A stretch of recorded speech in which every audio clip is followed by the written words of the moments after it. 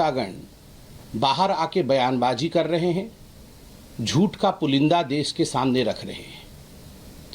आज बहुत तफसील से, बड़े पेशेंस के साथ इस पूरे मामले को भारतीय जनता पार्टी आपके सामने रखना चाहती है ताकि दूध का दूध और पानी का पानी हो सके।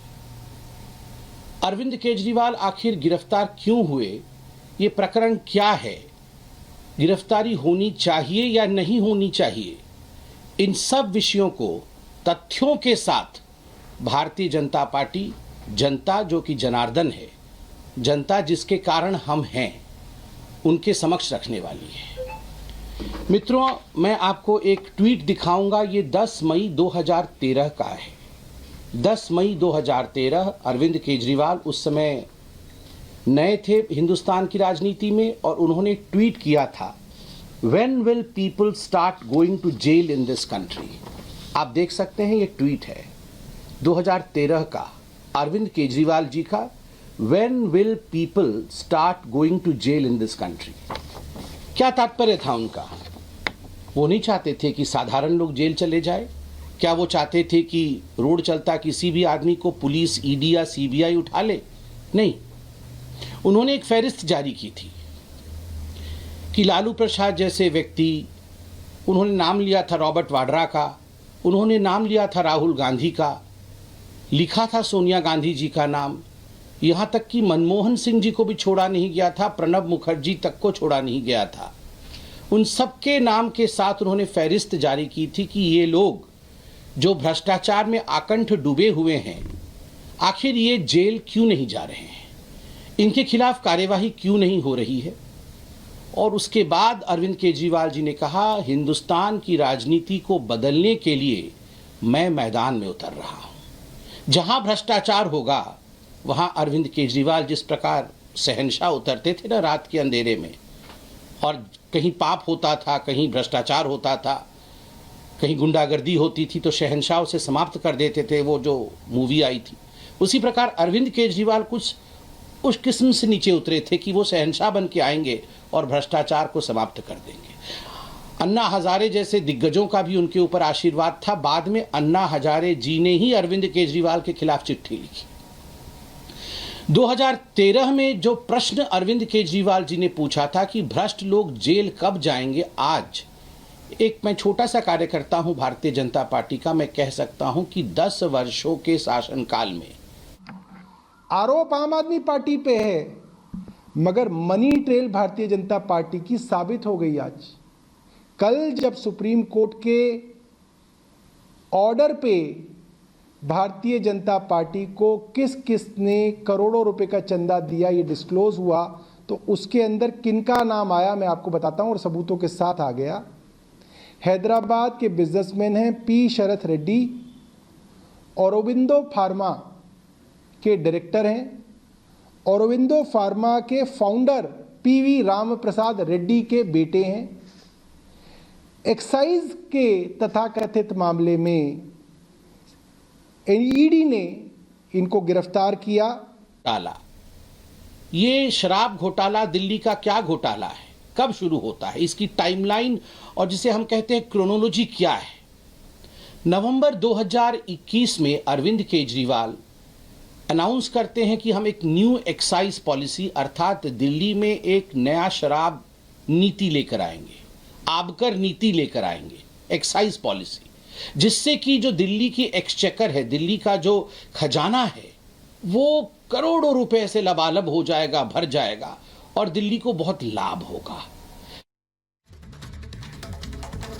तो एक तरफ आम आदमी पार्टी की तरफ से प्रेस कॉन्फ्रेंस की जा रही है और आरोप ये लगाए जा रहे हैं कि सब कुछ जो है वो चुनाव के मद्देनजर हो रहा है, और दूसरी तरफ बीजेपी ये बता रही है कि आखिर क्रोनोलॉजी क्या है शराब नीति की और आखिर कैसे इस पूरी शराब नीति को लाया गया और भ्रष्टाचार को अंजाम दिया गया। इस पर नजर लगातार बनाए रखेंगे, आगे बढ़ते हैं, आपको दिखाते हैं 2 मिनट में चुनाव।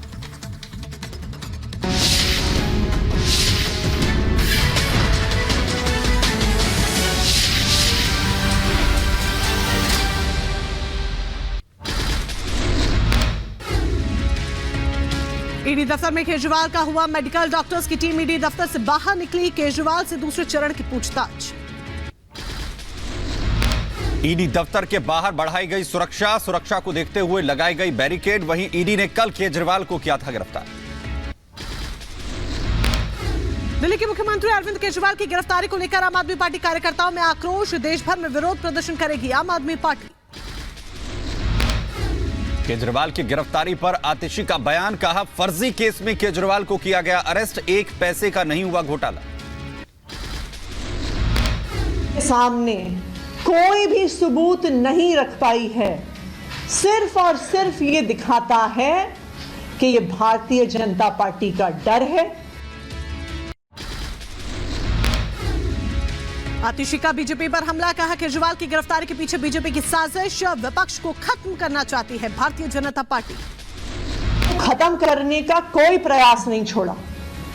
हम देख रहे हैं कि किस तरह से एक के बाद एक सभी विपक्षी दलों पे और सभी विपक्षी नेताओं पे हमले हो रहे हैं। आतिशी ने केजरीवाल की सुरक्षा को लेकर जाहिर की चिंता, कहा केजरीवाल की सुरक्षा का जिम्मेदार आखिर कौन, ईडी की कस्टडी में मिले सुरक्षा, दफ्तर में कौन जा रहा है नहीं पता। केजरीवाल की गिरफ्तारी को लेकर राघव चड्डा का बीजेपी पर हमला, कहा केजरीवाल एक विचार एक सोच है, शरीर गिरफ्तार कर सकते हो सोच नहीं। अरविंद केजरीवाल कोई एक शख्स का नाम ही नहीं है, एक विचार का नाम है, एक विचारधारा का नाम है। आप जरूर अरविंद केजरीवाल के शरीर को गिरफ्तार कर सकते हैं, लेकिन उनके विचारों को गिरफ्तार नहीं कर सकते। गोपाल राय का पुलिस पर बड़ा आरोप, कहा केजरीवाल का परिवार भी नजरबंद, परिवार को किया जा रहा है परेशान।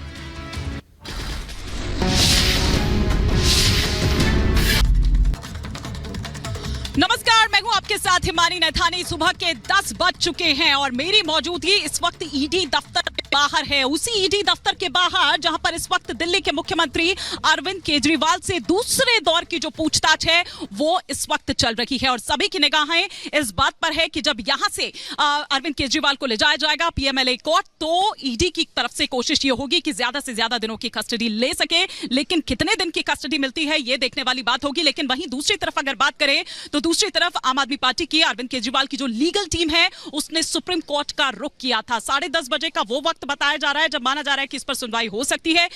तो देखना यह होगा कि क्या वहां से कोई राहत की खबर उनके लिए आती है या नहीं, ये देखने वाली यहां पर बात होगी। रिपब्लिक की एक बड़ी टीम इस वक्त ग्राउंड पर मौजूद है। खुद मेरी मौजूदगी ईडी दफ्तर पर है। मेरी एक और सहयोगी सृष्टि पांडे जो कि ईडी दफ्तर पर ही इस वक्त मौजूद है, साथ ही साथ मीनाक्षी जो कि अरविंद केजरीवाल के घर के बाहर इस वक्त है।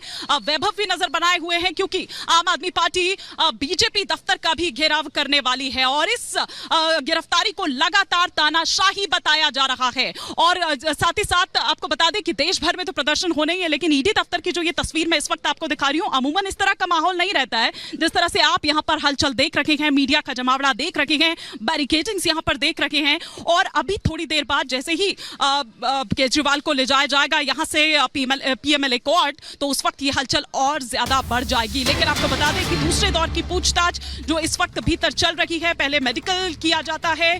दिल्ली के मुख्यमंत्री अरविंद केजरीवाल का जो टीम है वो यहां पर पहुंची थी, फिर उसके बाद दूसरे दौर की जो पूछताछ है वो ईडी शुरू कर चुकी है। लेकिन ईडी के द्वारा ये कहा जा रहा है कि अरविंद केजरीवाल सहयोग नहीं कर रहे हैं। वो ये कह रहे हैं, जिन भी सवालों को उनसे पूछा जा रहा है, ये कहा जा रहा है कि आप पर आरोप है, तो उन तमाम सवालों पर वो ये कह रहे हैं कि ये बेबुनियाद हैं। लगातार हर सवाल से, हर आरोप से पल्ला झाड़ते हुए नजर आ रहे हैं दिल्ली के मुख्यमंत्री अरविंद केजरीवाल। तो ये इस वक्त जो यहां ईडी दफ्तर से इस वक्त अपडेट मिल रही है। लेकिन आज क्या सुप्रीम कोर्ट से कोई राहत की खबर, क्योंकि उनकी लीगल टीम ने तभी रुख कर लिया था सुप्रीम कोर्ट का। जैसे ही कल ईडी की जो अधिकारी है, जो टीम है, वो कल पहुंचते हैं 10वां समन लेकर सृष्टि और सर्च वारंट लेके, उसके बाद ही सुप्रीम कोर्ट रुख कर लिया था लीगल टीम ने अरविंद केजरीवाल की। सृष्टि, बिल्कुल इमानी, जैसा आपने कहा कि 10:30 बजे माना जा रहा था कि सुप्रीम कोर्ट में भी सुनवाई इस मामले को लेकर होनी है। हालांकि कल रात ही दरवाजा खटखटा चुकी है केजरीवाल की टीम। लेकिन इस वक्त की बड़ी खबर आपको बता दें कि गिरफ्तारी आखिरकार क्यों की गई। पूछताछ जब कल ईडी करने पहुंची हुई थी 10वां समन लेके, सर्च वारंट लेके, तो अरविंद केजरीवाल ने सहयोग नहीं किया। किसी भी सवाल का कोई जवाब अरविंद केजरीवाल नहीं दे रहे थे। उसके बाद उनकी गिरफ्तारी इस पूरे मामले में की गई। अब मोबाइल फोन सीज किया गया, लैपटॉप सीज किया गया, जहां पर बैठक होती थी वहां पर सर्च किया गया, कुछ दस्तावेज में मिले, ये तमाम बातें बताई गई। और जब सहयोग अरविंद केजरीवाल ने इस मामले को लेकर नहीं किया, उसके बाद केजरीवाल की आखिरकार गिरफ्तारी हो गई। और कल की रात भी बहुत भारी पड़ी है और इसीलिए माना जा रहा है कि 14 दिन की रिमांड यहां सीधे तौर पर मांगी जा सकती है ईडी की तरफ से, क्योंकि लंबे सवाल हैं, लंबे लिंक्स हैं जो गवाहों के आधार पर ही ईडी ने तैयार किए हैं। मीनाक्षी हमारे साथ जुड़ी हुई है अरविंद केजरीवाल के घर से, उनका रुख करते हैं। Meenakshi, over to you. बिल्कुल, कहीं ना कहीं जो बिल्कुल